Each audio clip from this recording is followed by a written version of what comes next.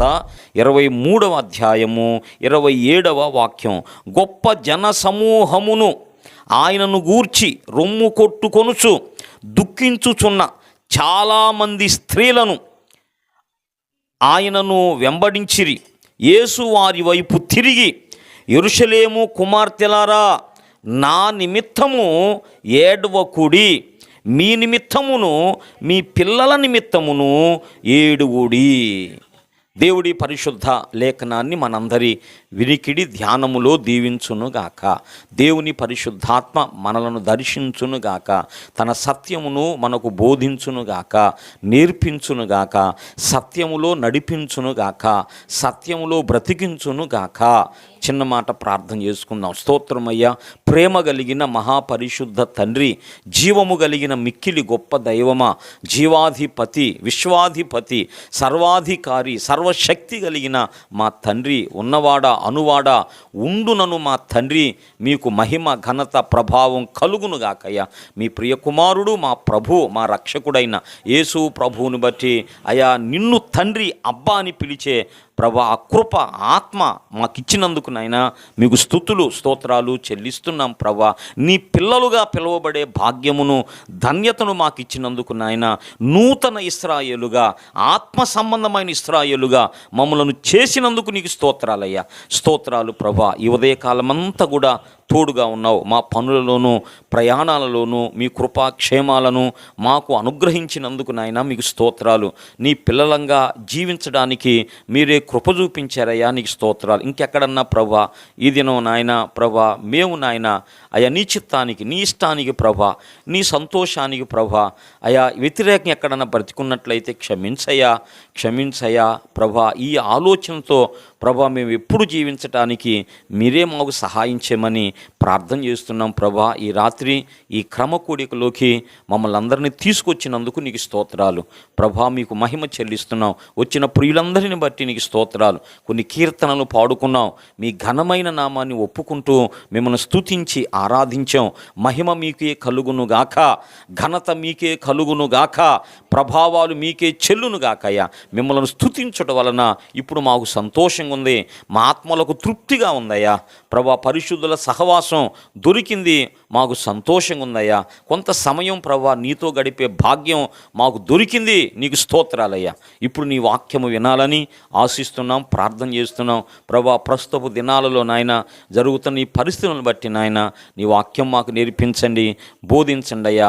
మాకు దిశానిర్దేశం ప్రభా మీరు చెయ్యండి అయ్యా ప్రభా. ఏది సరైన త్రోవ ప్రభా, ఏ త్రోవలో నడిస్తే, ఎలా మేము నడిస్తే ప్రభా నీకు మహిమ కలిగిద్దో, నీ చిత్తము జరిగిద్దో మాతో మాట్లాడయ్యా. పరిశుద్ధాత్మదేవ, మీ మెల్లని స్వరాన్ని, మీ చల్లని స్వరాన్ని, మీ పావురపు స్వరాన్ని మాకు వినిపించయ్యా.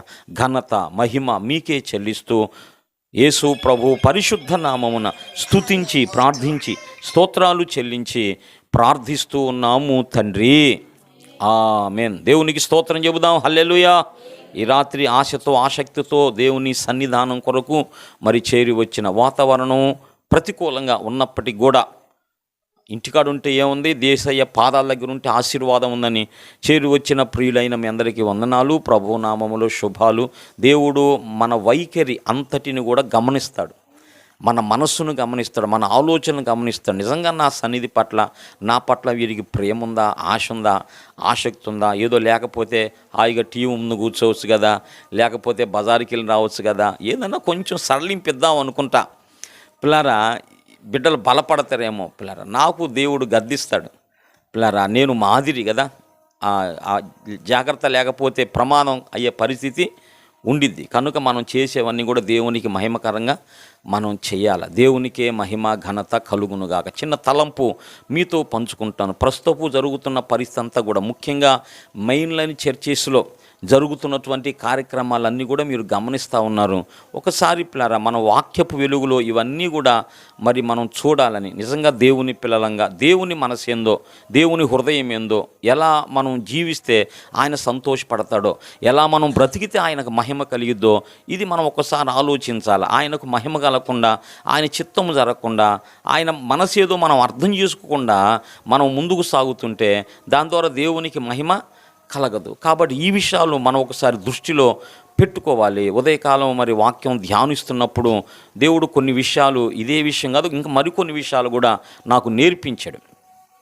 ఎందుకు నాకు నేర్పిస్తాడు, ఎందుకు నాకు ఇస్తాడు? పిల్లరా, నేర్పించినా ఏదన్నా ఇచ్చినా అదంతా ఎదుటివారి సంఘ క్షేమము కొరకే, సంఘ అభివృద్ధి కొరకే దేవుడు ఇలా చేస్తాడు. నిన్ను ఆశీర్వదించాడంటే నీ కోసం కాదు, ఎదుటివారి కోసం ఆశీర్వదిస్తాడు.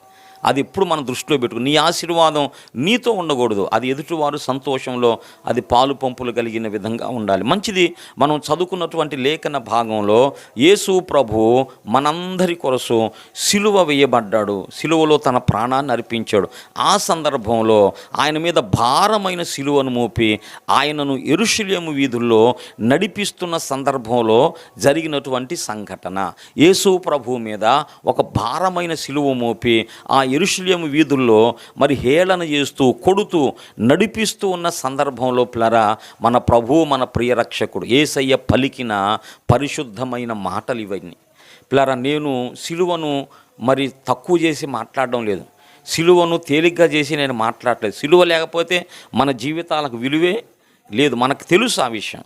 మనం తక్కువ చేసి ఎప్పుడు పొరపాటును కూడా మాట్లాడము. అయితే సందర్భాన్ని మనం జ్ఞాపకం చేసుకుంటున్నాం. అది నిజముగా సిలువకు విలువ, సిలువకు ఘనత తెచ్చేటువంటి వారముగా మనం ఉండాలి. అదో ఒక నీ మరణ వేదన వృధ కాదు అంటాడు మాసిరమణయ్య గారు రాసిన పాట. అది అర్థమైంది. నేను ధ్యానిస్తూ ఉన్నాను అన్నాడు కదా, అలాగని సిలువ అనేకులు వ్యర్థమవుతుంది అంటాడు ఫిలిప్పీ పత్రికలో పౌలన్న. యేసు ప్రభు సిలువ వ్యర్థమవుతుంది అంటాడు. ఎలా వ్యర్థమైంది అంటే అర్థం చేసుకొని అర్థవంతంగా జీవించకపోతే వ్యర్థమైంది. అదో అనేకులు సిలువకు శత్రువులుగా నడుచుకొనుచున్నారు, నేను మళ్ళా చెబుతున్నాను, బాధపడుతూ చెబుతున్నాను అంటాడు. ఒకసారి ఆ మాట జ్ఞాపకం చేస్తారా?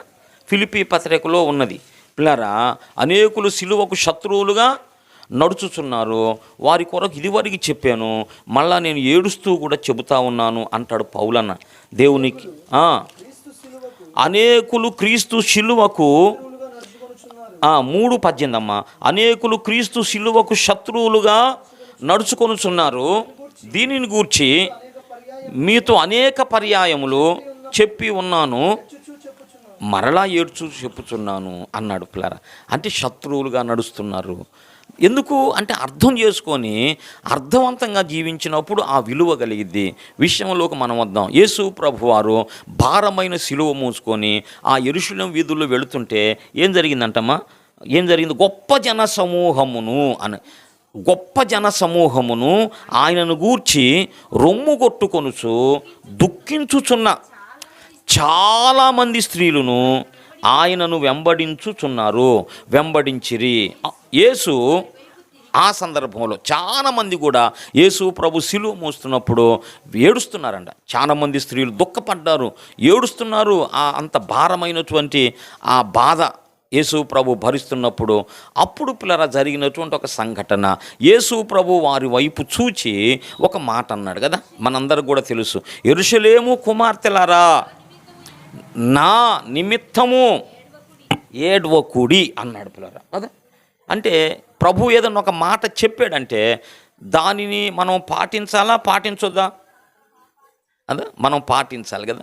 పిల్లరా, మీరు నన్ను అపార్థం చేసుకో, యేసయ్య ప్రేమ, యేసయ్య త్యాగం, సిలువను మనం జ్ఞాపకం చేసుకోవద్దని కాదు నేను చెప్పేది. అయితే అందులో ఎందుకు ఆ తలంపు అంటే దాని అర్థం ఏమిటి?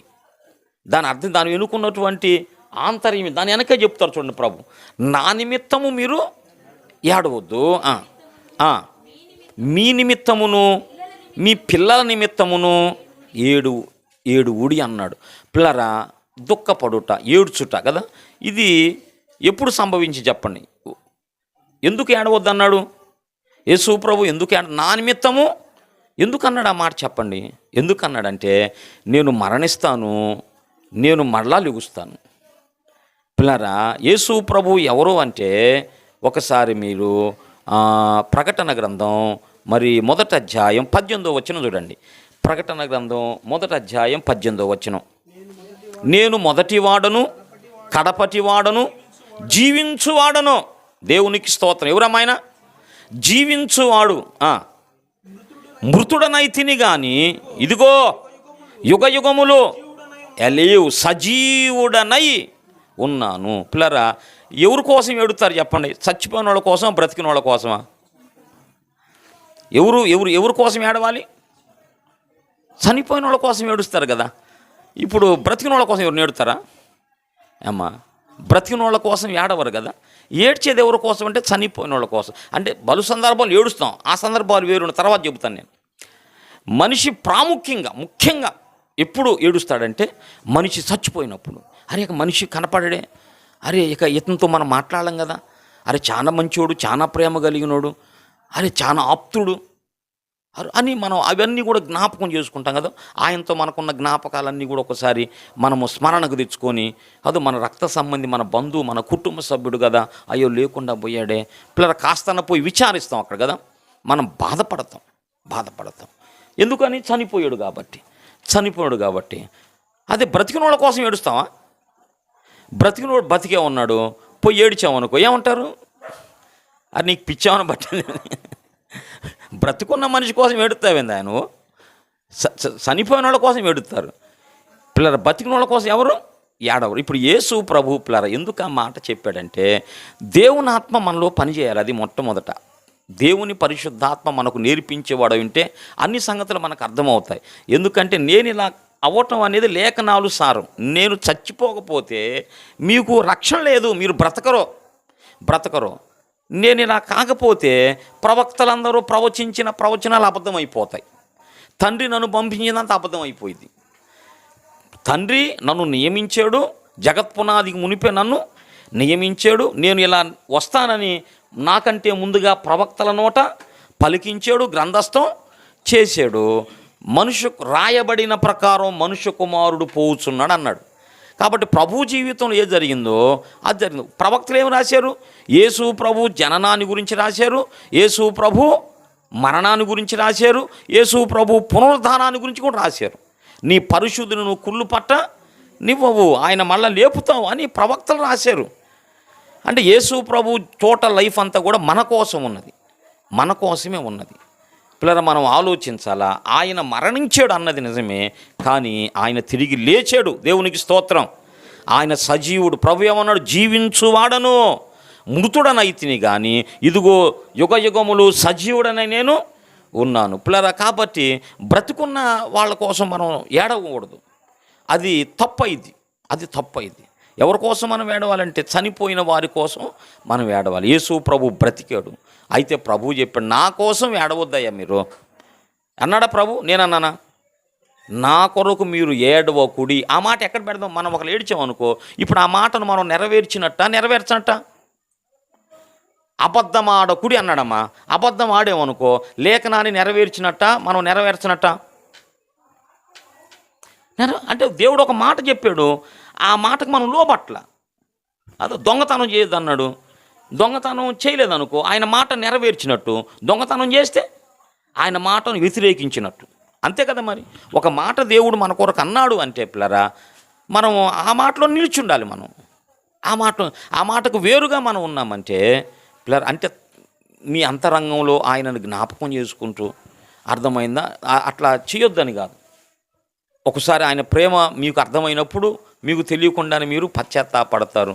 అయ్యా నన్ను క్షమించు అని యేసయ్యను అడుగుతారు. అది అనొద్దు అని కాదు, కానీ దానిని ఒక ఆచారముగా చేయకూడదు అంటున్నాను నేను. అర్థమైందా? అట్లా కానే కాదు. అట్లా చెప్పల దేవుడు, అలాగ చెప్పల. మీరు చేసేదానికి పూర్తి డిఫరెంట్గా ఉంది బైబిల్లో. పూర్తి వ్యతిరేకంగా చెప్పాడు. నా కొరకు అన్నాడు. ఏడవద్దని లేదమ్మా, మళ్ళీ తర్వాత నేను అందుకు తర్వాత వస్తా. మీరు అసలు మళ్ళీ ఏమన్నాడు? ఏడవద్దన్నాడా? పళ్ళు వచ్చినాలు అవి కూడా చూపిస్తా, లేకపోతే లేఖనాలు అబద్ధమైపోతాయి. పిల్లరా, ఏడవమన్న వచ్చినాలు కూడా ఉన్నాయి బైబిల్లో. అసలు 9 ధన్యతలు ఒక ధన్యత ఏంది? దుఃఖపడువారు. ఎవరు ధన్యులంట? ఎవరి కోసమేంది? నువ్వు దుఃఖపడమన్నా నిజమే, మరి ఏడవద్దు అన్నాడు. ఈ రెండింటి దగ్గర పెట్టు. ఏడవద్దు అని ఒక చోట అన్నాడు, దుఃఖపడమని ఆయన అన్నాడు. ఈ రెండు ఒక చోట పెట్టి మనం న్యాయంగా ఆలోచించండి. ఇక్కడ దుఃఖపడాలా, దుఃఖపడకూడదా? ఏమ్మా, దుఃఖపడాలా, దుఃఖపడకూడదా? ఇట్టాడి ప్రసంగాలు నువ్వు చెప్పకూడదు. ఇట్టాడి చెప్పకూడదు బాబు, నువ్వు ఇంకేదైనా చెబితే బాగుండేది, కానీ మా కాళ్ళకి మెలగేసినట్టుంటామేంది చెప్పం. కావాలి మా ఒకసారి దుఃఖపడమన్నాడు, ఒకసారి దుఃఖపడద్దు అన్నాడు. ఇప్పుడు ఏం చేయాలి మనం? అందుకే బైబిల్ మూసి టీవీ చూడాలి. కరుణాకరం మరి ఎందుకు పూరకున్నాడు ఏంది మరి? ఇవన్నీ చెప్పటానికి కదా ఉంది. అర్థంగా బైబుల్ అర్థం చేసుకోవడానికి ఈ బైబుల్ అంట పరిశుద్ధాత్మ దేవుడు రాయించాడు. అర్థమైందా? తీసుకొచ్చేవుగాక, తీసుకొచ్చి అర్థమైంది. తీసుకొచ్చినంత మాత్రాన అర్థం అవ్వాలంటే మళ్ళీ కష్టం. బైబుల్ నా చేతిలో ఉన్నంత మాత్రం అర్థమైపోయినట్ట. ఒక విలువైన బైబుల్ నా చేతిలో ఉంది, నిజమే, అది తెలిసినట్ట. బైబుల్ అర్థం కావాలంటే పరిశుద్ధాత్మ నూనె మన మీద ఉండాలి, పరిశుద్ధాత్మ మనకు నేర్పాలి, ఆయన గురువై మనకు నేర్పాలి. లేకపోతే బైబుల్ అంతా అట్లే ఉండిద్ది. బైబుల్ అర్థం కాకపోతే వాళ్ళ చివరికి ఏమవుతారంటే నాస్తికులు అయిపోతారు, గర్వాఫీస్ అయిపోతారు. దైవజనం మీరు తొందరగా పోండి అన్నాడు. గర్వాఫీస్ పోయేవాళ్ళు మీరు ఎంత తొందరగా పోతే అంత మంచిది మాకు. అర్థమైంది? మీరు ఉండటం వల్ల క్షేమం ఉండదు. అయ్యా చేసుకోండి, ఎవరినో చేసుకోండి, వచ్చేవాడు సంతోషంగా తీసుకెళ్ళండి అయ్యా అన్నాడు. గర్వాఫీ రండి, పల్లెల్లోకి రండి, అక్కడ అందరు రండి, చెప్పుకోండి, నిజంగా నీ మాటలు నిజమేనైతే తీసుకెళ్ళి ఎవరు కాదన్నారు. అట్టాడు చెత్త ఉండడం కంటే పోవటమే మంచిది అంటున్నాడు నిన్న ఆ ఇంటర్వ్యూలో. పిల్లరా, దేవుని ఆత్మ కావాలి, ముందర మనం నమ్మాలి. ఆయన గొప్పవాడు, ఆయనే నిజమైన వాడు, ఆయన గ్రంథం నిజమైంది, ఆయన సత్యవంతుడు, ఆయన గ్రంథం సత్యమైంది, ఆయన సంఘం సత్యమైంది. దాని మీద మొట్టమొదట మనం బేస్మెంట్, అది పునాది మనకి. ఆ పునాది మీద సరిగా నిలబడకుండా నువ్వు ఉంటే గందరగోళం అయిపోతావు. దేవుడు సత్యవంతుడు, ఆయన గ్రంథం సత్యమైంది. నాకు అర్థం కానంత మాత్రాన, దేవుడు మనకు అర్థం కానంత మాత్రాన ఆయన సత్యవంతుడు కాకపోతాడా? ఇదే మాట పౌలు కూడా అంటాడు, నేనన్న మాటే. మనం అబద్ధీకులం, కానీ దేవుడు ఎప్పుడు కూడా సత్యవంతుడే. అలాగే గ్రంథం కూడా అంతే. పరిశుద్ధాత్మ చేత గ్రంథాన్ని మనం చదువుకోవాలి. ప్రభువా నాకు నేర్పయ్యా, నేర్పు. మనం విశ్వాసంతో బైబిల్ ముందుకు వస్తే పరిశుద్ధాత్మ దేవుడే నేర్పిస్తాడు. అది వేరే విషయం. ఇప్పుడు చెబుతాను వినండి. ఏడవమని ఒకసారి చెప్పాడు, ఏడవద్దని ఒకసారి చెప్పాడు. పిల్లరా, ఏడవమన్నాడు కానీ తన కోసం కాదు అన్నాడు. యేసు ప్రభు అన్నాడు, ఏడవమన్నాడు కానీ నా కోసం కాదు మీరు, ఎందుకంటే నేను చచ్చిన వాణ్ణి కాదు. అది ఎందుకు ఏడవకూడదు చెప్పండి? బ్రతికేడు ఏసయ్య, బ్రతికిన ఏసయ్య కోసం ఏడుతామేది నువ్వు? చచ్చిపోయిన వాళ్ళ కోసం ఏడమ్మా. ఈ చిన్న లాజిక్ అర్థం కాదు. ఆయన అడగాలి పట్టుకొని. ఎవరు అడుగుతారు? పిల్లరా, చనిపోయిన వాళ్ళ కోసం ఏడవాలి, బ్రతికిన వాళ్ళ కోసం ఏడవకూడదు. ఎందుకు ఇలా చేస్తున్నారు?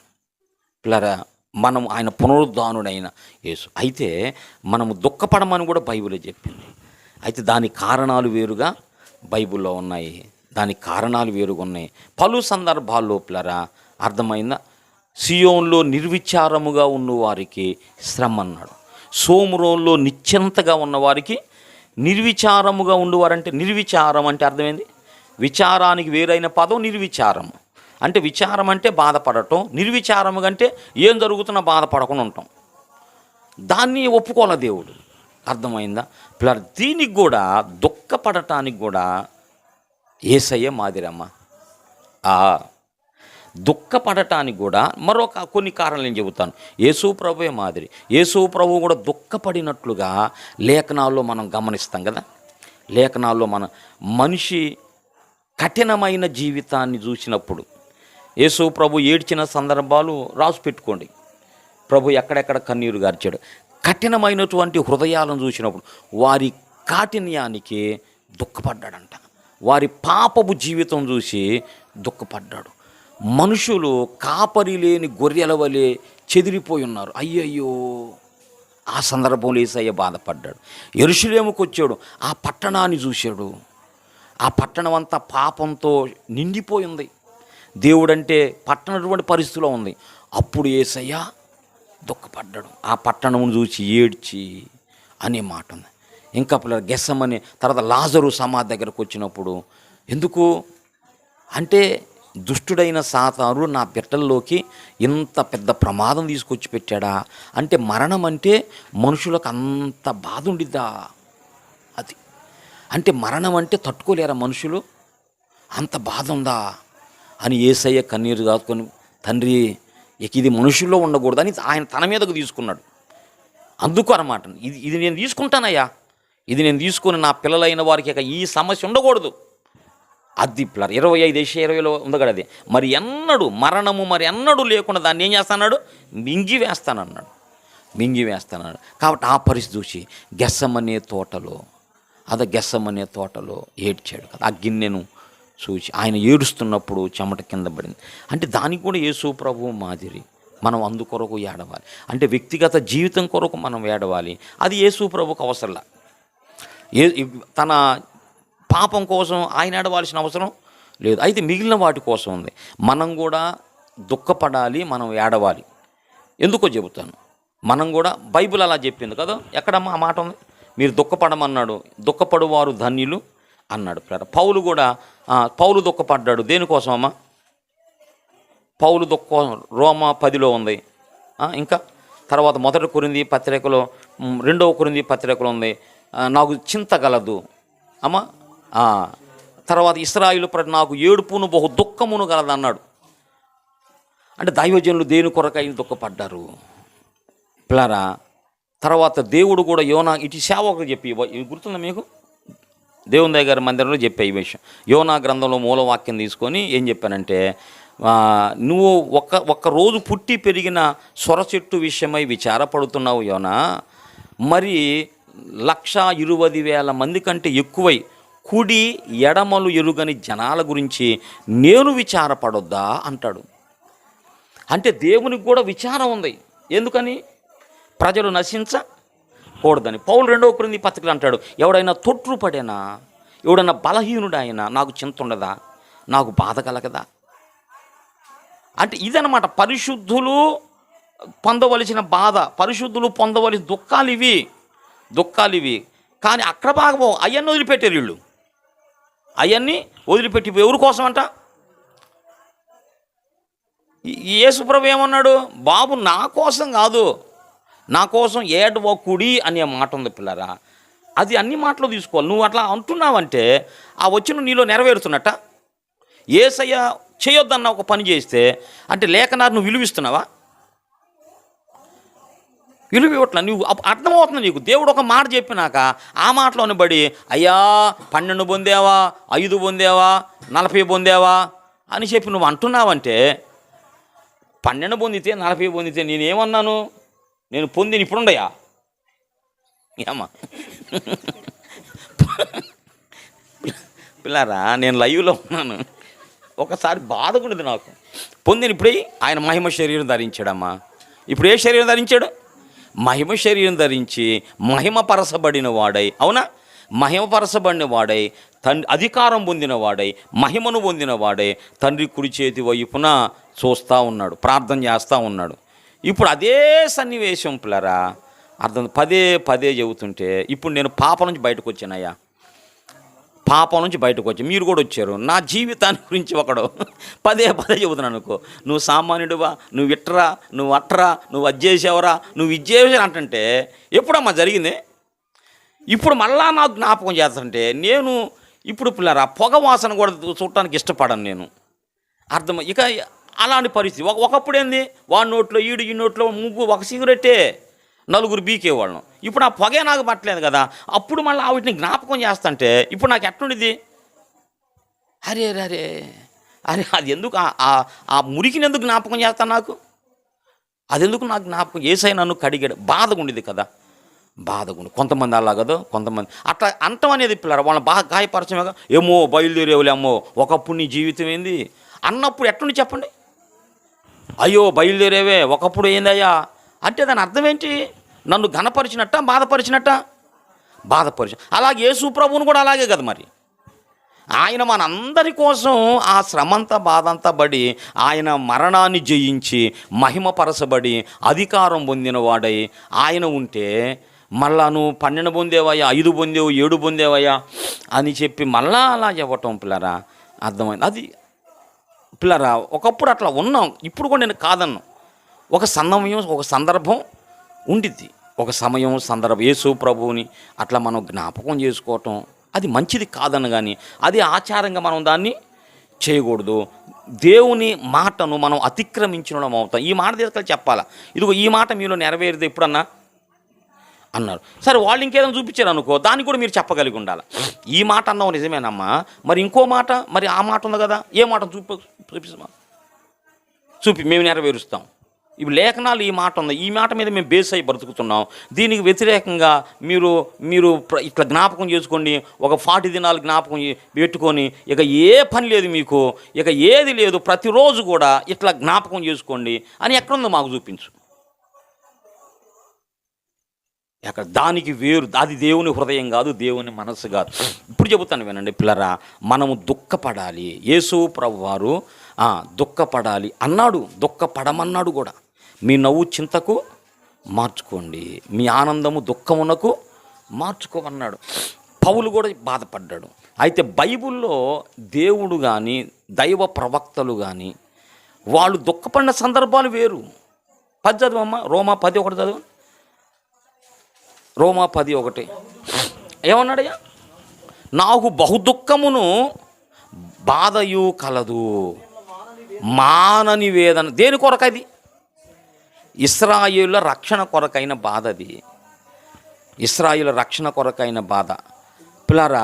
అలాగే తిమోతి 2వ తిమోతిలో మీరు నీ కన్నీళ్లను తలుసుకొని అంటాడు. తిమోతి కన్నీళ్లను తలుసుకొని. తిమోతి కన్నీళ్ళు ఎందుకు పిల్లరా? ఆలోచించాల. అర్థమైందా? మనం బాధపడాలి, కానీ అది అర్థవంతంగా ఉండాలి, దేవుని చిత్తాన్ని జరిగించేది ఉండాలి. దైవ చిత్తానుసారమైన దుఃఖం అనేది ఒకటి ఉంది అదా, అది దైవ చిత్తం కానీ దుఃఖం ఒకటి ఉంది. దైవ చిత్తానుసారమైన దుఃఖం అది చేంజ్ చేసిదే మనిషిని. పిల్లరా, ఇంతవరకు మీకు అర్థమైంది కదా?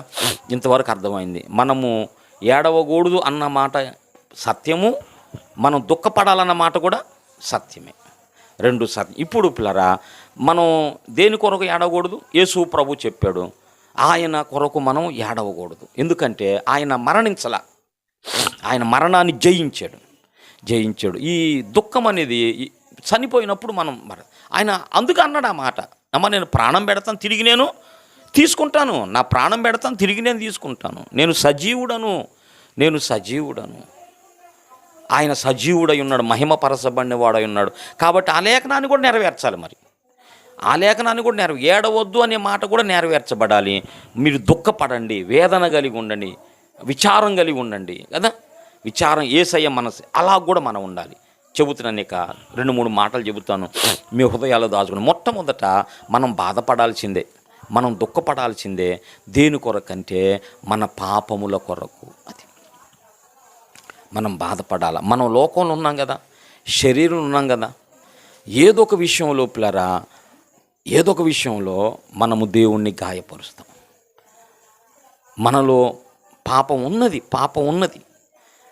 పాపం లోపల నివాసం చేస్తుంది. అది ఏదో ఒక విధంగా బయటకు వచ్చింది. కాబట్టి మన పాపాల కోసం ప్రభువా అదో నేను పడిపోయి వచ్చానయ్యా, చెడిపోయి వచ్చానయ్యా, ఓడిపోయి వచ్చానయ్యా. ఈ 3 చెప్పాలి దేవుని దగ్గర. అయ్యా నేను చెడిపోయే వచ్చాను, పడిపోయి వచ్చాను, ఓడిపోయే వచ్చానయ్యా, అయ్యా నన్ను కనికరించు. పిల్లరా, ఏ ముఖంబు తోడ నేను ఒత్తు అనే పాట పిల్లరా, ముందే అది దాని కొరకైనా దుఃఖం ఉండాలి. అయ్యో ఎంత పరిశుద్ధంగా బ్రతకాలన్నా ప్రభువా నేను బ్రతకలేకపోయానయ్యా. తీర్మానం అయితే ఉన్నది, అలా బ్రతకలేకపోయాను ప్రభువా. అయ్యా దాని కొరకు బాధపడాలి. మన తప్పుల కోసం, మనం చేసిన వాటి కోసం. అది అవును కదా, ఏదో ఒకటి నోటి ద్వారానో కన్ను ద్వారానో ఏదో ఒకటి పిల్లరా దేవుని విరోధమైనది జరుగుతానే ఉండిది. పాపం కొరకైన పశ్చాత్తాపము, మన బలహీనతల కొరకైన పశ్చాత్తాపం. మనం బలవంతులము కాదు, మనం ఎవరంటే బలహీనులము. అది మనం బలహీనం. మన బలహీనతల కొరకు మనం దేవుని దగ్గర కొంతమంది కదా ఏదో ఒక బలహీనత, అసూయ, కోపము, గర్వము, ఏదో అనకూడనటువంటి మాటలు ఉంటాయి, సోమరితనము, ఏదో ఒకటి ఉండిద్ది. బలహీనత, నా బలహీనత ఇది. మన బలహీనతల కోసం మనం దుఃఖపడాలి. మన అసమర్థత, సమర్థవంతంగా ఉన్నామన్నాడు. మన అసమర్థత, మనం చేయవలసినవి చేయలేకపోయాం, మనం అసమర్థులంగా ఉన్నాం. వాటి కొరకు మనము దుఃఖపడాలి. మన అజ్ఞానం కొరకు, అయ్యో ఇంత అజ్ఞానం ఉంది ఏందయ్యా, అయ్యా నాకు జ్ఞానమే ప్రభు. జ్ఞానంతో దేవుణ్ణి సంతోషపరుస్తాం, అజ్ఞానంతో దేవుణ్ణి దుఃఖపరుస్తాం. మన అజ్ఞానాన్ని బట్టి మనం బాధపడాలి. ప్రభువా నాకు జ్ఞానం, ఈ జ్ఞానం లేని పనులు కదా ఇవన్నీ, జ్ఞానం ఉంటే ఇంకా మంచిగా చేస్తాను కదా పిల్లరా. ఇది మనము అయ్యా నేను చేయగలిగినంత చేయలేకపోతున్నానయ్యా. మనం చేయలేని తనాన్ని బట్టి ఎంతో పని మన ముందు ఉంది. ఏమి చేయాలో మనకు అర్థమవుతుంది, ఏమి చేయాలో మనకు తెలిసింది కానీ చేయలేకపోతున్నాం. ఏమి చేయాలో మనకు తెలిసి కూడా మనం చేయలేకపోతున్నాం. ఏమి చేయాలో తెలుసు, దీని కొరకు ప్రభువా అయ్యా నేను నాయన ఏం చేయలేకపోతున్నానయ్యా, నీ కోసం ఏమి చేయలేకపోతున్నాను. ఒక ఆత్మను ప్రభువా నేను కాపాడలేకపోతున్నాను, ఒక ఆత్మను రక్షించలేకపోతున్నానయ్యా. ఇదనమాట. మనం పరిశుద్ధులందరూ దాని కొరకే ఏడ్చారు. మీరు బైబిల్ గ్రంథం నూతన నిబంధన కనుక చూస్తే ఆనాడు ప్రవక్తలు కూడా తర్వాత ఎదుటివారిలో ఉన్నటువంటి బలహీనత చూసినప్పుడు కూడా, దేవుని పిల్లలు సరిగా బ్రతకలేనప్పుడు, దేవుని పిల్లల ద్వారా అవమానం కలుగుతున్నప్పుడు దానికోసం కూడా మనం బాధపడాలి. అయ్యో వారి ద్వారా నీకు అవమానం కలుగుతుంది కదా అంటే వారి కఠినత్వాన్ని చూసినప్పుడు, ప్రేమ లేని తత్వాన్ని చూసినప్పుడు దాని కొరకు కూడా యేసు ప్రభు ఏడ్చాడు. ఇలా పిల్లరా మనము దుఃఖపడవలసినటువంటి విషయాలు చాలా ఉన్నాయి. వాటి కొరకు దుఃఖపడవలసిన వాటి గురించి మనం దుఃఖపడాలా, దుఃఖపడకూడని విషయాల కొరకు మనం యేసు చెప్పిన మాటే లేఖనాన్ని బట్టే మనం మాట్లాడుకోవాలి. లేఖనాన్ని బట్టే మనం మాట్లాడుకోవాలి. మన బలహీనతల కోసం, మన పాపాల కోసం, మనం చేయవలసిన పని చేయలేకపోయినప్పుడు, నీ ద్వారా జరగవలసిన పని జరగకపోయినప్పుడు అయ్యో ప్రభువా నేనే కారణమయ్యా కదా, నేనే కారణం. ఇలా పరిస్థితులు ఇలా ఉండడానికి నేనే కారణం కదా, ఈ పరిచర్య ఇలాగ ఉండడానికి నేనే కారణం, పని ముందుకు వెళ్ళలేకపోవటానికి నేనే కారణమయ్యా, సంఘం వర్ధిల్లకపోవటానికి నేనే కారణం ప్రభువా. ఇలా ఎన్నో విషయాలు ఉంటాయి. వాటన్నిటి కొరకు మనం ప్రభువు దగ్గర కన్నీరు గార్చి మనం ప్రార్థన చేయాలి. మనము దుఃఖపడవలసిన సందర్భాలు ఉన్నాయి, దుఃఖపడకూడని సందర్భాలు ఉన్నాయి. యేసు ప్రభు అన్నాడు కదా, నా కోసం కాదమ్మా, మరి ఎవరి కోసం అయ్యా, మరి దుఃఖపడమన్నావు కదా, ఇదిగో దీనికోసం. అర్థమైందా? మీకోసం, మీ కుటుంబాల కోసం, మారు మనసు పొందని మీ బిడ్డల కోసం. ఎవరైతే అర్థం చేసుకోలేకపోయారో, ఇదిగో ఘోరమైన శ్రమ, నన్ను ఎవరైతే మరి అర్థం చేసుకున్నాను ద్వేషించిన వారు ఉన్నారో రేపు ఏం జరగబోతుంది? ఇదిగో నన్ను ఎవరైతే తృణీకరించారో మీకోసం, మీ పిల్లల కోసం ఏడవమన్నాడు. అది భవిష్యత్తు గురించిన సాక్ష్యము. ఆ సందర్భంలో మరి యేసు ప్రభుని హేళన చేసిన వారి గురించి కూడా ఎందుకు ఏడవమన్నాడంటే, ఇదిగో నేను చేసిన కార్యాన్ని అర్థం చేసుకోకుండా హేళన చేసేవాళ్ళు చాలామంది మీలోనే ఉన్నారు, మీ పిల్లలు, మీ కుటుంబ సభ్యుల్లోనే ఉన్నారమ్మా. నేను ఈ కార్యం జరిగించి యేసయ్యకి భవిష్యత్తు తెలుసు కాబట్టి, భవిష్యత్తు క్రీస్తు శకం 70లో టైటస్ అనేటువంటి చక్రవర్తి వచ్చాడు పిల్లరా. వచ్చి ఇశ్రాయేలు ఆ దేశం అంతా, యెరూషలేము అంతటిని కూడా ధ్వంసం చేశాడు. కొన్ని వేల లక్షల మందిని చంపాడు. రక్తం ఏరులై పారిందంట యెరూషలేము. అంత వధ జరిగిందన్నమాట. ఎందుకంటే మా మీద, మా పిల్లల మీద అన్నారు కదా, ఆ దోషాన్ని వాళ్ళ మీద వేసుకున్నారుగా, దాన్ని బట్టి వాళ్ళు శిక్షించబడ్డారంట. అంటే అందుకనమాట రక్షణను తృణీకరిస్తే ఏం కావాలి, ఏమవుతారో వాళ్ళ భవిష్యత్తు ఏంది? అందుకొరకు వాళ్ళ మీకోసం, మీ పిల్లల కోసం అంటే, అమ్మ నేను చేయవలసిన పని చేస్తున్నాను, నేను ఎందుకు ఇలా చేస్తున్నాను మీరు అర్థం చేసుకుంటే ధన్యులే. నేను ఎందుకు ఇలాగ సిలువను మోస్తూ వెళుతున్నానో మీరు అర్థం చేసుకోకపోతే అది మీకు చాలా డేంజరు. అర్థం చేసుకోకపోతే మీ పిల్లలకంత డేంజర్, మీ కుటుంబాలకంత డేంజర్ అన్నమాట. కాబట్టి దాని కొరకు నేను ఎందుకొరకు ఇలా చేస్తున్నానో మీరు అర్థం చేసుకోండి, మీ పిల్లలకు కూడా అర్థమయ్యేటట్టుగా చెప్పండి, రక్షణలోకి నడిపించండి. అందరూ రక్షణ పొందిన వారుగా ఉండాలి. అమ్మ రక్షణ పొంది, మీ కుటుంబం అంతా రక్షణ పొందిందా? రక్షణ పొందని వారి కోసం, రక్షణ కొరకు వాళ్ళని సిద్ధపరుచుకోవాలి. వాళ్ళ కోసం ఏడవాలి. అయ్యా ఇదిగో ఈ బిడ్డను రక్షించు, ఈ బిడ్డను కూడా రక్షించయ్యా అని రక్షణ పొందనటువంటి మన కుటుంబ సభ్యుల కోసం మనం ప్రార్థన చేయాలి. రక్షణ పొందని మన స్నేహితుల కోసం ప్రార్థన చేయాలి. రక్షణ పొందని మన బంధువుల కోసం మనం ప్రార్థన చేయాలి. అది యేసు ప్రభు అందుకొరకు ఏడవమన్నాడు. అర్థమైందా? అందుకొరకు మనం పశ్చాత్తాపడాలి. దేవుని సువార్త అయ్యో ప్రభువా, నేను సువార్త ప్రకటించలేకపోతున్నానే, నేను నీ కొరకు ఏమీ చేయలేకపోతున్నానే, నన్ను క్షమించయ్యా, నన్ను క్షమించయ్యా. అది అన్నమాట. నీ కృపణీయ్యా, నాకు నీ కృపణీయ్యా. ఏదో చేయాలనుకుంటున్నాను, చేయలేకపోతున్నాను. అది ఎక్కాలనుకుంటున్నాను, ఎక్కలేక పోతున్నానయ్యా. ప్రభువా, నాకు సహాయం చేయి. నువ్వు అనుకున్న నీ ఇష్టానికి నేను దగ్గరగా రావటానికి, నీ చిత్తానికి నేను దగ్గరగా రావటానికి నాకు సహాయం చేయమని మనం ప్రార్థన చేసుకోవాలా. ఈ ప్రార్థన అర్థమైందా? ఇది కూడా రహస్యంగానే చేసుకోవాలా. అది ఇంకొకటి ఏంటంటే, ఇది కూడా రహస్యంగానే చేసుకో. నీ కన్నీరు నాకు కనపడొద్దు, నా కన్నీరు ఒక పొరులితే చేయగలిగింది ఏమీ లేదు. కానీ అది ఆయన చూడాలి. ఆయన కవిలలో నీ కన్నీళ్లు ఉండాలి, ఆయన పాదాలు నీ కన్నీళ్లు తడిపేటట్టుగా ఉండాలి. ఆయన చూడాలి. అర్థమైందా? నువ్వెందుకు చూడాలి? ఎవరు కన్నీరు ఆయనకు తెలుసు. కాబట్టి ఏడవాలి. అది కూడా ఎలాగన్నాడు? అదో రహస్యంగా నీ ప్రార్థనా గదిలో అక్కడ దేవుని ఆత్మ దిగి రావాలి. అప్పుడు ఉండేది ఆ ప్రార్థన. అసలు ఉద్యమం అక్కడ వచ్చింది కదా, దేవుని ఇది అన్నమాట. దీని కొరకు మనము ఏడవాలమ్మా. ఇంకా అంతే తప్ప ఇక ఇవన్నీ కానీ ఇవన్నీ కూడా దేవుని చిత్తము జరిగించవు, దేవుని ఇష్టాన్ని ఇలాగూ మనం ఈ విషయాల కొరకు బాధపడినప్పుడు దేవుడు సంతోషిస్తాడు. ఈ విషయాల్లో బాధపడినప్పుడు దేవుని చిత్తం జరిగిద్ది. ఈ విషయాల్లో బాధపడినప్పుడు దేవుని ప్రణాళిక జరిగిద్ది. ఏడ్చాడు తన వాళ్ళ కోసం, రక్షణ పొందారు లేదా పౌలు? అలాగనమాట. దాని కొరకు తెలివి ఉండాలి పిల్లరా, తెలివి ఉండాలి. దేని కొరకు మనం విలువైనటువంటి కన్నీరు మనం దేని కొరకు కారుస్తున్నాం? ఈ రాత్రి ఈ చిన్న విషయాన్ని మనం అర్థం చేసుకుందాం. ఎవరిని ఏమనొద్దు, ఎవరిని విమర్శించడానికి అది నీ విషయం చెప్పింది. దేవుని మనసు ఏదో మనకు అర్థం కావాలా. దేవుడు చేయమన్న వాటి మీద మన దృష్టిని మనం ఉంచాలి.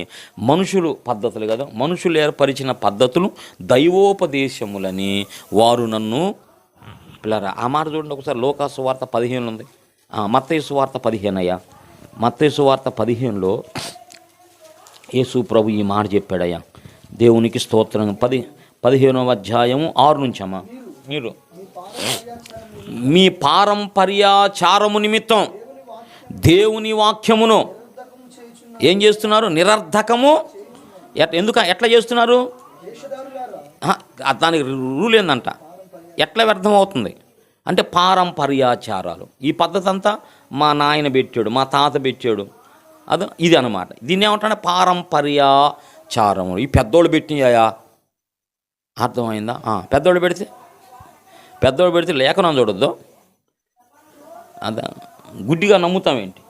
లేఖనాలు మన చేతుల్లోకి వచ్చినాక పెద్దోళ్ళు పెట్టేదేంది? ఇప్పుడు ఆ పెద్దోళ్ళు పెట్టిన యేసు ప్రభు సమర్థించాడా, ఖండించాడా? నాకు చెప్పండి. కాదంటగా వీళ్ళందరూ అంటారన్నమాట. ఏందనుకున్న పెద్దోళ్ళు పెట్టినాయా, ఏది మనం తోసేయకూడదు. ఏమ్మా కావాలమ్మా, ఏముందో బైబిల్ చెప్పండి. పెద్దోళ్ళు పెట్టిన పాటించమన్నాడా యేసయ్య? పాటించొద్దు అన్నాడా? అది పెద్దల అలా పాటించినప్పుడు వాక్యం నిరర్థకం అయిపోయిందంట. నిరర్థకం అయిపోయింది అంటే మనం వివేచించాలి. వాళ్ళు పెద్దవాళ్ళు చెప్పేది నిజమే, అది ఎంతవరకు కరెక్టు ఎంతవరకు కరెక్టు కాదు అనేది కూడా మనం జాగ్రత్తగా మనం చూడాలి. ఇప్పుడు ఏంటంటే పిల్లరా, మన పూర్వీకులు కొండ కొంచెం దూరంగా ఉన్నారు, ఇప్పుడు మనం కొండ కొంచెం దగ్గరగా ఉన్నాం. కొండ అసలు కొండ క్లియర్గా మనకి ఎప్పుడు అర్థమైంది? దూరంగా ఉన్నప్పుడా, దగ్గరకు వచ్చినప్పుడా? అది మన పితరులు మనం ఏమంటలా. అయితే వాళ్ళు కొండను దూరంగా ఉండి చూశారయ్యా, మనమేమో దగ్గరకు వచ్చాం. ఇప్పుడు ఏది బాగా మనం చెప్పగలం. మన పూర్వీకుల కంటే కూడా ఇప్పుడు కొండ సంగతి ఎవరు దూరంగా ఉన్నవాడు చెబుతారా, దగ్గర ఉండి చెబుతారా?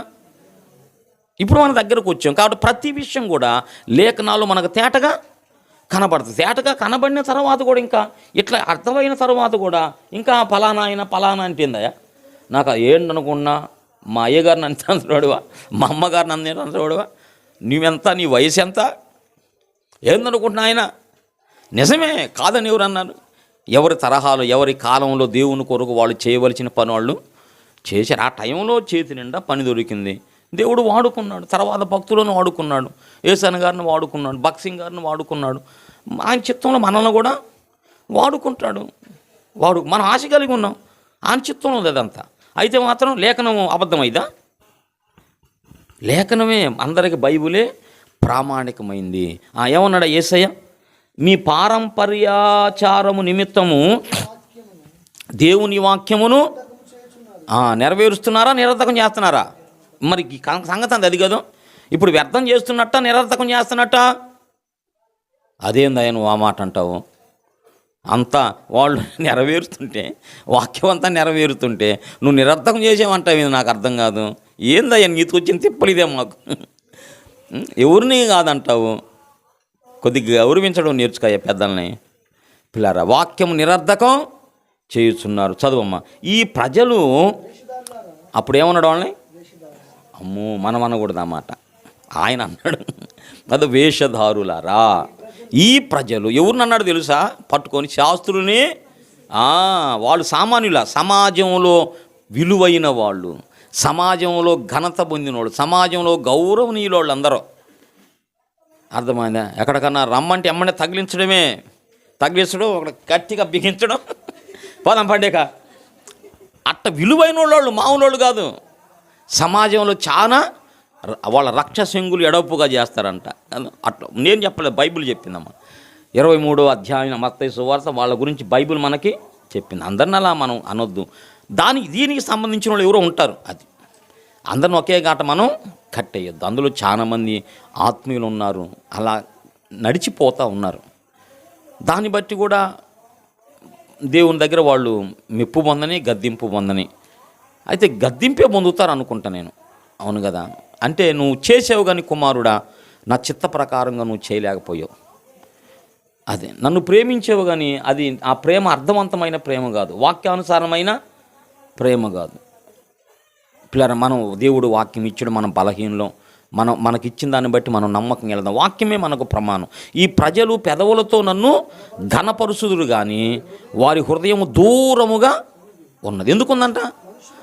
అద్దుగో, మనుషులు కల్పించిన పద్ధతులు. అమ్మో, ఇక అంతకంటే ప్రాణం ఇంకేం లేదు. మనుషులు కల్పించిన పద్ధతులని ఇవి దైవోపదేశాలు ఏమనుకుంటున్నావు అని వ్యర్థముగా ఆరాధిస్తారంట. కానీ వాటికి బైబిల్లో స్థానమైతే ఉండదు. అట్లా మనం ఉండొద్దు పిల్లరా. ఈ వచనంలో మనం చేరొద్దు. ఈ వచనానికి వేరుగా ఉండాలి. పారంపర్యాచారాలు, అర్థమైంది, పెదవులతో ఘనపరిచి హృదయాన్ని దూరంగా పెట్టుకోవటం, అలాగే వ్యర్థమైనటువంటి ఆరాధన. వ్యర్థముగా నన్ను వాళ్ళు అది ఎందుకంట వ్యర్థమైన ఆరాధన హెడ్లైన్ అయ్యా. వ్యర్థమైన ఆరాధన హెడ్లైన్ చెప్పు ఎందుకు?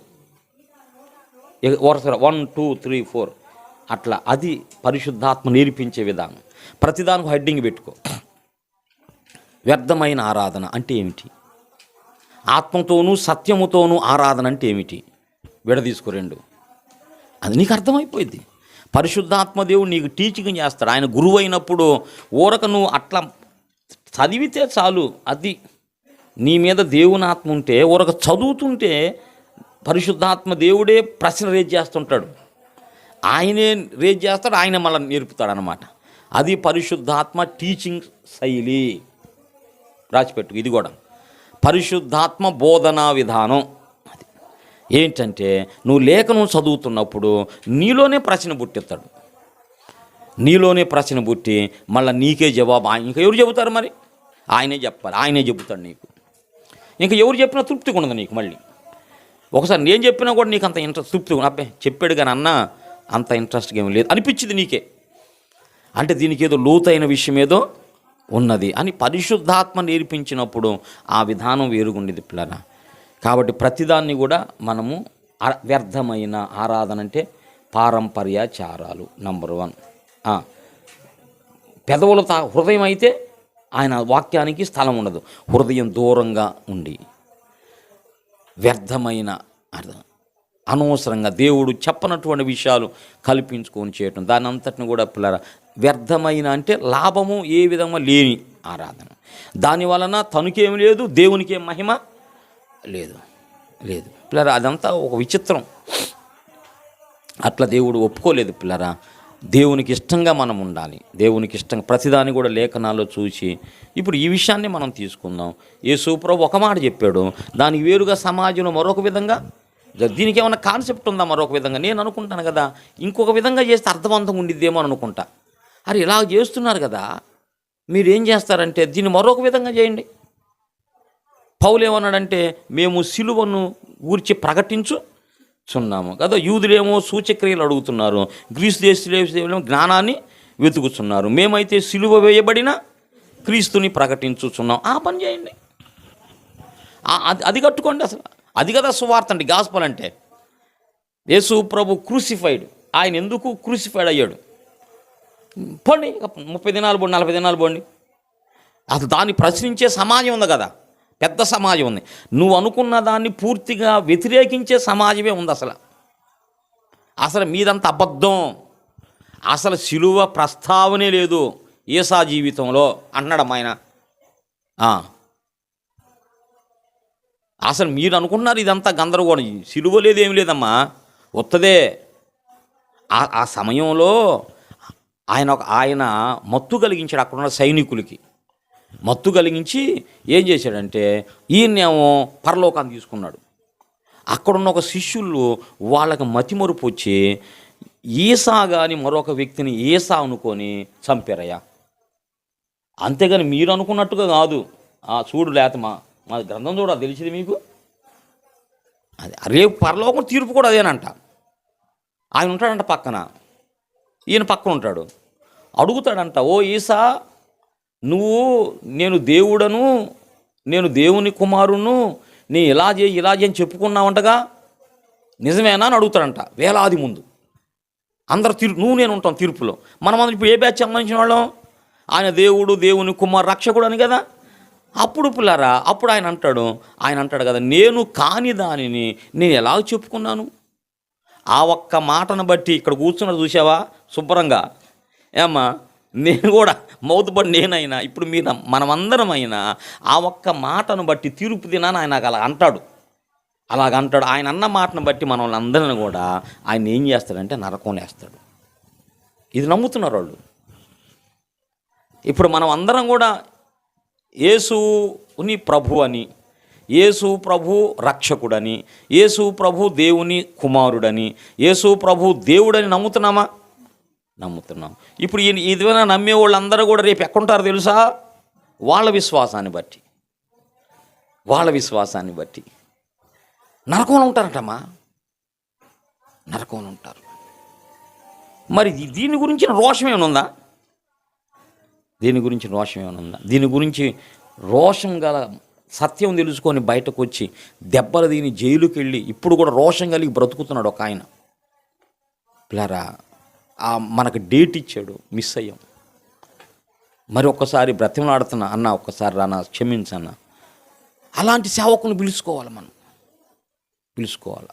దేవుని పక్షంగా రోషం కలిగి పనిచేస్తున్న సేవకులు, సత్యం కోసం నిలబడిన సేవకులు, సత్యం కోసం దెబ్బలు తిన్నోళ్ళు, సత్యం కోసం జైలుకి వెళ్ళినోళ్ళు, రోషం కలిగి ఇప్పుడు నిలబట్టంగా సేవ చేశాడు. తన సమాజం నుంచి అనేకులకు సత్యం చెప్పి ఒక 100,000 మంది సంపాదించుకున్నాడు. ఎవరిని మాట్లాడటాను, ఎవరు మాట్లాడినా మళ్ళీ ఎమ్మెల్యేలు అవి పెడతాడు, మాట్లాడదోరండి అంటాడు.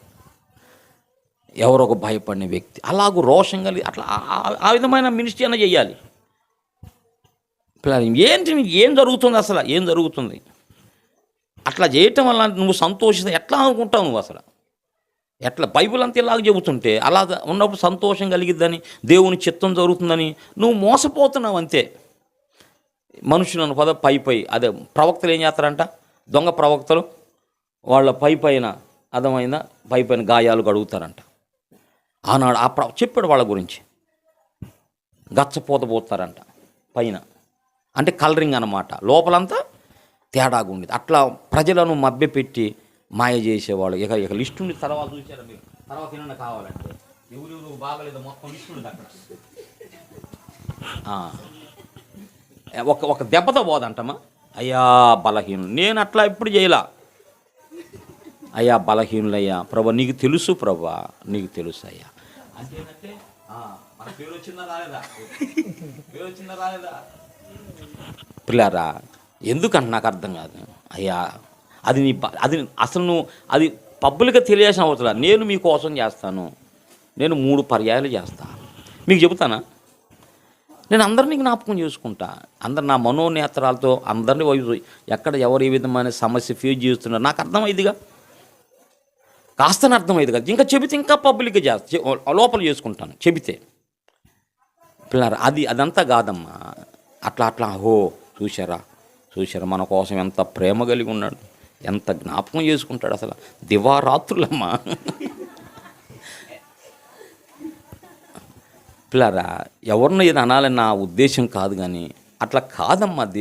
దేవునికి అలా మహిమ రాదు, దేవుని చిత్తం జరగదు. అట్లా ఉంది. దానివల్ల దేవుడు సంతోషించడు.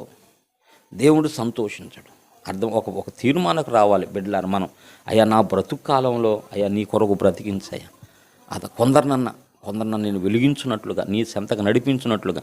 రక్షణ పొంది ఎక్కడికన్నా పోని ముందర ప్రభువునైతే తెలుసుకున్నారు కమ్మా. అదే మనకు కావాల్సింది, ప్రభువునైతే తెలుసు. నా ద్వారా చాలామంది తెలుసుకోవాలయ్యా, నా ద్వారా చాలామంది ప్రభువుని తెలుసుకోవాలి అన్నట్టు విధంగా ఉండాలి. పిల్లరా నేను ముగిస్తూ ఉన్నాను. ఈ రాత్రి టాపిక్ అది అన్నమాట. యేసు ప్రభు సిలువను మోస్తూ వారితో అన్నటువంటి మాట, నా కొరకు మీరు ఏడవద్దమ్మా. మీరు ఏడవలసిన పాయింట్స్ ఉన్నాయి, మీరు ఏడవలసినటువంటి కారణాలు ఉన్నాయి. కానీ ఈ కారణాన్ని బట్టి కాదు, ఎందుకంటే నేను చనిపోయినోడిని కాదు, నేను బ్రతికిన వాడను. దేవునికి స్తోత్రం. అది మొదటివాడ కడపటివాడ మృతుడైన వాడా, మొదటివాడ కడపటివాడ మృతుడైన వాడా, మృతిని గెలిచి లేచిన వాడా, మది నిన్ను తలచెదము. మృతిని మది నిన్ను తలచెదము. స్తోత్రించెదము యేసు దేవుడా, మా జీవనాథ ప్రేమనాథ. స్తోత్రించెదము మా జీవనాథ ప్రేమనాథ.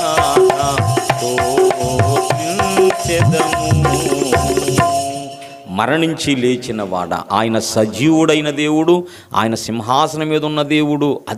ఆ దృశ్యం ఉండాలి మన దృష్టిలో. నా దేవుడు అన్నిటినీ జయించి సింహాసనం మీద కూర్చొని ఉన్నాడు. కుమారుడా నువ్వు కూడా జయించి తొందరలో రాయా అంటున్నాడు. అది లైఫ్ అంటే. నేను అన్నిటినీ జయించి నేను సింహాసనం మీద కూర్చున్నాను, నీకు ఒక పని అప్పగించాను, అది కూడా నువ్వు నెరవేర్చి నువ్వు కూడా ఇక్కడికి రావాలన్న ఆశ అని ఆయన అంటుంటే, నువ్వేం పట్టుకుని 4 గాయాలు 5 గాయాలు 9 గాయాలంట బాడతా కూర్చుంటివి. అది కానే కాదు పిల్లరా. మనము సిలువనెత్తుకొని వెళ్ళిపోతుండాలి. అర్థమైన సిలువను తీసుకొని అనేక స్థలాలకు వెళ్ళి అనేకులకు సిలువను చూపించాలి. అది మనం చేయవలసిన పని. దేవుడి మాటలు మనందరి కొరకు దీవించునుగాక. దేని కొరకు ఏడవకూడదో ఏడవకూడదు, వేటి కొరకు ఏడవాలో వాటి కోసం మనం దుఃఖపడదాం. ఇట్టి భక్తిని పరిశుద్ధాత్మదేవుడు నాకు మీకు దయచేయండి.